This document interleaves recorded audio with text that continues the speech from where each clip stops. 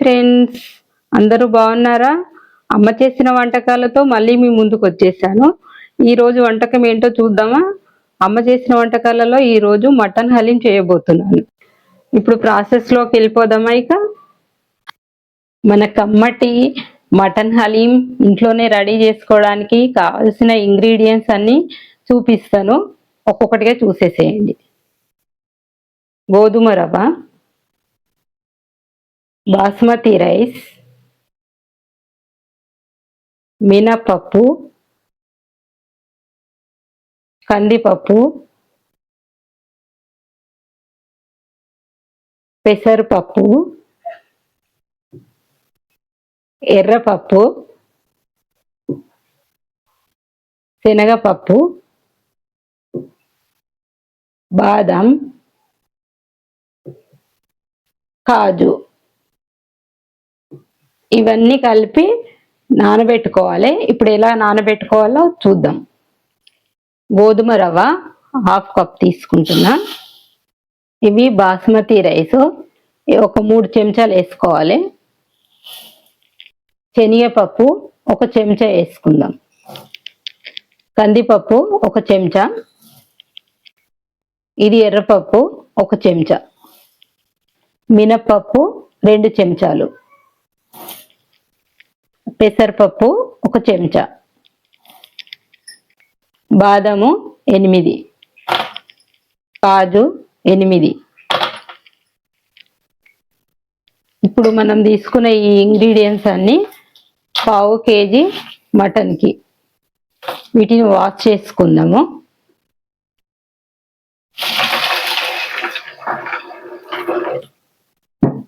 ఇవి బాగా 2-3 సార్లు కడిగి క్లీన్ చేసి పెట్టుకోవాలి. ఈ పప్పులన్నీ 2-3 సార్లు కడిగి నీట్గా క్లీన్ చేసుకొని 2 నుండి 3 గంటల సేపు నానబెట్టుకోవాలి. ఇవి పక్కన పెట్టేసుకుందాం. నెక్స్ట్ ప్రాసెస్ ఏంటో చూద్దాం. ఇది 1/2 కేజీ మటన్ కదా, ఇది క్లీన్ చేసి పెట్టుకోవాలి. 2-3 సార్లు మంచిగా నీట్గా కడిగి పెట్టుకోవాలి. అయితే ఈ హలీంలోకి ఏంటంటే, ఇది ఫ్యాట్ ఉంది కదా, కొద్దిగానన్నా దీంట్లో కంపల్సరీ వేసుకోవాలి. ఇది వేసుకుంటే ఏంటంటే మనకు మంచిగా హలీం పైన రెడ్ కలర్లో ఆయిల్ లాగా తేలుతూ ఆ టేస్ట్ కూడా బాగా వస్తుంది. ఇప్పుడు స్టవ్ పైన కుక్కర్ పెట్టుకొని స్టవ్ వెలిగించుకుందాము. ఈ ఆయిల్ ఆనియన్స్ ఫ్రై చేసుకున్న ఆయిల్ ఉంటుంది కదా, అదే ఆయిల్ వేసుకోవాలి దీంట్లో. ఇది 1 కప్పు నెయ్యి, దీంట్లో సగం వేసేసుకుందాం ఇప్పుడు. ఎందుకంటే మటన్లోకి కొద్దిగా ఆయిల్ ఎక్కువనే పడుతుంది. దాంట్లో కొద్దిగా నెయ్యి ఇప్పుడు వేసుకుందాం, ఇంకొద్దిగా నెయ్యి తర్వాత వేసుకుందాం. ఇక్కడ నెయ్యి కరిగిపోయింది కదా, దీంట్లోకి ఇప్పుడు ఉల్లిగడ్డలు వేసేసుకుందాం మనము. ఇవి 2 ఉల్లిగడ్డలు ఉంటాయి, పెద్ద సైజు ఉల్లిగడ్డలు 2 కట్ చేసి వేసుకుంటున్నా.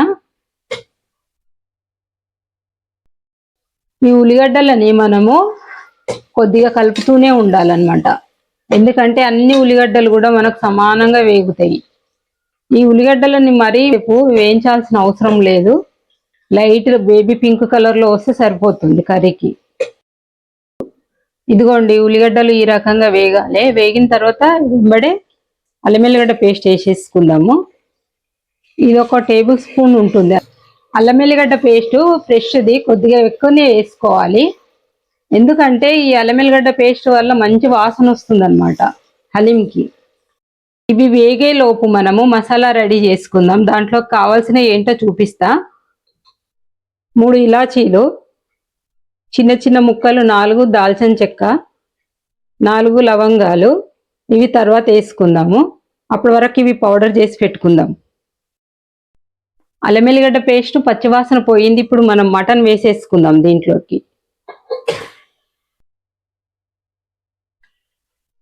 ఇలా వేసుకొని ఒకసారి బాగా కలుపుకుందాం.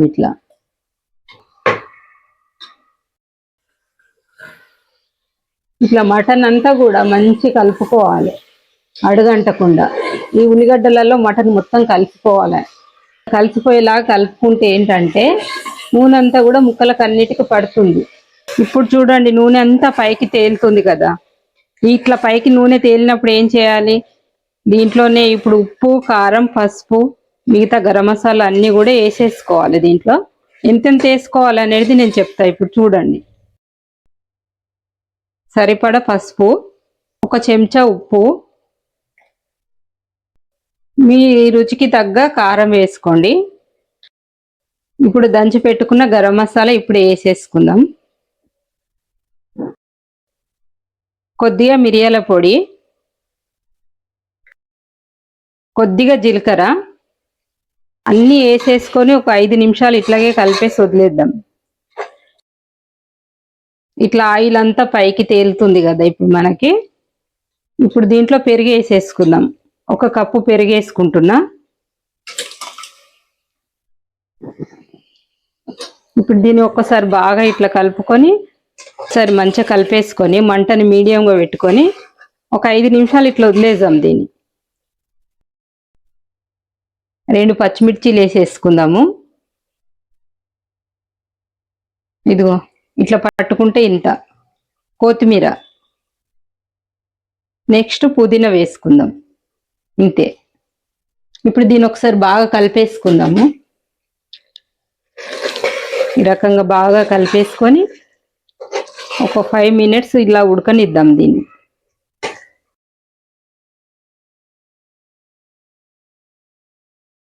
ఇలా నూనె పైకి తేలుతుంది కదా, ఇంకొక 5 నిమిషాలు ఇలా నూనె మొత్తం పైకి తేలేంత వరకు ఈ మటన్ని ఇలా ఉడకనిద్దాము. ఇది ఉడికేలోపు మనము ఇక్కడ ఈ పప్పులన్నీ కూడా వేరే కుక్కర్లోకి వేసుకొని ఉడకబెట్టుకుందాం. ఇప్పుడు ఈ పప్పులన్నీ కూడా మనము వేరే కుక్కర్లోకి వేసుకొని ఉడకబెట్టుకుందాము. సరిపడా ఉప్పు వేసుకుందాము. దీంట్లోకి కొద్దిగా ఆయిల్ వేసుకుందాం. నీళ్లు కొలత ఎట్లా తీసుకోవాలని అంటే, ఇది వేలుట్లు ఉంటాయి కదా, మనం ఇక్కడ వరకు తీసుకోవాలి. ఇట్లా ఇట్లా పెడితే కరెక్ట్గా మనకు వాటర్ అనేది ఇక్కడ వరకు రావాలి. అది కరెక్ట్గా కొలత అనమాట. ఇప్పుడు ఆయిల్ అంతా ఈ విధంగా పైకి వచ్చిన తర్వాత ఇప్పుడు మనకి కర్రీ రెడీ అయిపోయింది. ఇందులో వాటర్ వేసేసుకుందాం. 1 గ్లాసు, ఇంకొక సగం గ్లాసు ఇంకో వాటర్ వేసుకుందాం. 1.5 గ్లాసు వాటర్ వేసేసుకున్నాము. ఇక దీన్ని మూత పెట్టి ఇట్లా వదిలేద్దాం. ఒక మూత పెట్టేసుకొని మంటని పెద్దగా పెట్టేసుకుందాం. 1 విజిల్ రాగానే మొత్తం మంటను చిన్నగా చేసేసుకొని ఒక అర్ధగంట సేపు అలా ఉడకనిద్దాం మెత్తగా.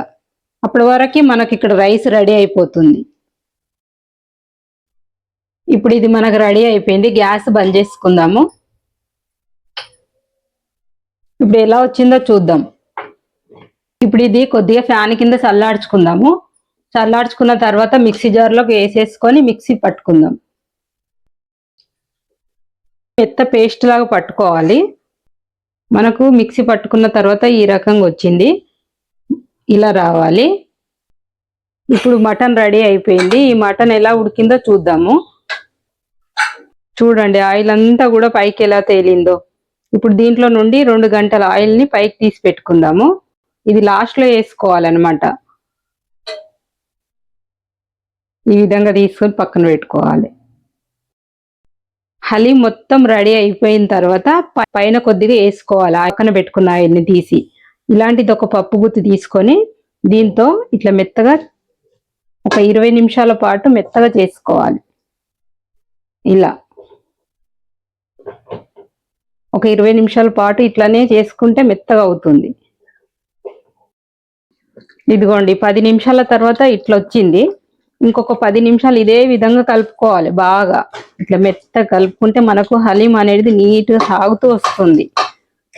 ఇట్లా 10 నిమిషాల పాటు ఇలాగే కలుపుతుండాలి. ఇక్కడ కూడా మధ్యలో ఆపకూడదు. ఇప్పుడు చిన్న మంట మీద పెట్టుకొని కలుపుతూనే ఉండాలి. ఇదిగోండి, ఇప్పుడు ఈ రకంగా మొత్తం మిక్స్ చేసుకున్న తర్వాత దీంట్లో ఇది వేసేసుకుందాం. ఈ పేస్ట్ వేసేసుకున్న తర్వాత ఇంకొక 15 నిమిషాలు బాగా కలుపుకుందాం. ఇట్లా ఈ విధంగా కలుపుకోవాలి. 15 నిమిషాలు ఇట్లా కలుపుతూనే ఉండాలి. ఎక్కడ కూడా మధ్యలో ఆపకూడదు. ఇదిగోండి, కలుపుకోగా ఈ రకంగా వచ్చింది. ఇది నేనైతే ఇంకొక 10 నిమిషాలు ఈ విధంగా కలుపుకుంటా. మొత్తానికి ఇది రెడీ అయిపోతుంది. మీరు కూడా ఇలాగే కలుపుకోండి బాగా. ఎంత బాగా కలిపితే ఇది హలీం అనేది అంత బాగా కుదురుతుంది. ఇలా ఎక్కడ కూడా అడుగు పట్టకుండా ఇలా కలుపుతూనే ఉండాలి. చూసారా ఎలా సాగుతుందో? ఇలా సాగే గుణం రావాలన్నమాట దీనికి. ఇట్లా కలుపుతూ ఉంటే సైడ్ల నుండి ఆయిల్ బయటికి వస్తుంది, మనకు అప్పుడు హలీం రెడీ అయిపోయినట్టే. ఇలా సాగుతున్నప్పుడు దీంట్లో పచ్చిమిర్చి వేసేసుకుందాము. 2 పచ్చిమిర్చీలు. ఇప్పుడు దీంట్లోకి మంచి వాసననిచ్చే మసాలా వేసేసుకుందాం. కొద్దిగా సాజీరా, కొద్దిగా మిరియాలు, 4 లవంగాలు, కొద్దిగా జీలకర్ర, దాల్చిన చెక్క, లాస్ట్లో తోక మిరియాలు. ఇది వేసుకోవడం వల్ల మంచి వాసనతో పాటు టేస్ట్ కూడా చాలా బాగుంటుంది. మీరు ఒక్కసారి చూడండి, ఇంట్లో ట్రై చేయండి మీరు కూడా. కొత్తిమీర పుదీనా వేసుకొని ఒక్కసారి ఇట్లా బాగా కలిపేసుకోండి. ఇప్పుడు ఉంటుంది దీంట్లో నుండి మంచి వాసన బయటికి రావడం స్టార్ట్ అవుతుంది. ఇలా 20 నిమిషాల పాటు ఇట్లా కలుపుతూనే ఉండాలి. ఎక్కడ కూడా అడుగంటకుండా కొద్దిగా నెయ్యి మధ్యలో యాడ్ చేసుకుంటూ కలుపుతూనే ఉండాలి. ఇప్పుడు కొద్దిగా నెయ్యి వేస్తాను దీంట్లో. ఇదిగోండి ఇంత వేసుకోవాలి నెయ్యి, అప్పుడే మనకు మంచి స్మెల్ వస్తుంది. ఇప్పుడు మనం ముందుగా వేయించి పెట్టుకున్న ఉల్లిగడ్డలు దీంట్లోనే వేసేసుకుందాం.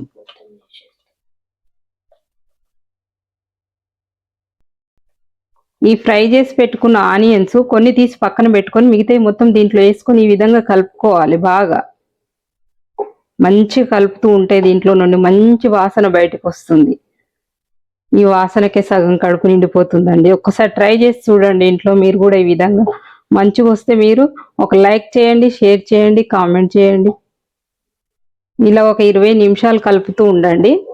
మనకి ఇది ఎలా రెడీ అయ్యిందని తెలుస్తుందంటే, ఇలా వదిలేసిన తర్వాత ఉడికేటప్పుడు ఆయిల్ అనేది లోపల నుండి బయటకు వస్తుంది, సైడ్ల నుండి మధ్యలో నుండి ఇట్లా పైకి వస్తుంది. ఇప్పుడు దీంట్లోకి సగం నిమ్మకాయ ముక్క తీసుకొని పిండేసుకుందాం. ఈ పులుపు కారము అన్ని మసాలాలతో పాటు ఈ పుల్లని టేస్ట్ చాలా బాగుంటుంది. ఇలా పిండేసుకొని మళ్ళీ కలిపేసుకుందాం. ఇదిగోండి లాస్ట్గా మనకు ఈ రకంగా వచ్చింది హలీం అనేది. ఎక్కడ కూడా మనకు గిన్నె కంటుకోకుండా, గంటె కంటుకోకుండా ఈ విధంగా జారిపోవాలన్నమాట. అప్పుడే కరెక్ట్గా అయినట్టు. దీన్ని సర్వింగ్ బౌల్లోకి తీసుకుందాం. కమ్మటి హలీం రెడీ అయిపోయింది. ఫైనల్గా మన హలీం అయితే రెడీ అయిపోయింది ఫ్రెండ్స్. చూడండి, మీకు ఈ హలీం నచ్చినట్టయితే లైక్ చేయండి, షేర్ చేయండి, కామెంట్ చేయండి, సబ్స్క్రైబ్ చేసుకోండి. Thank you.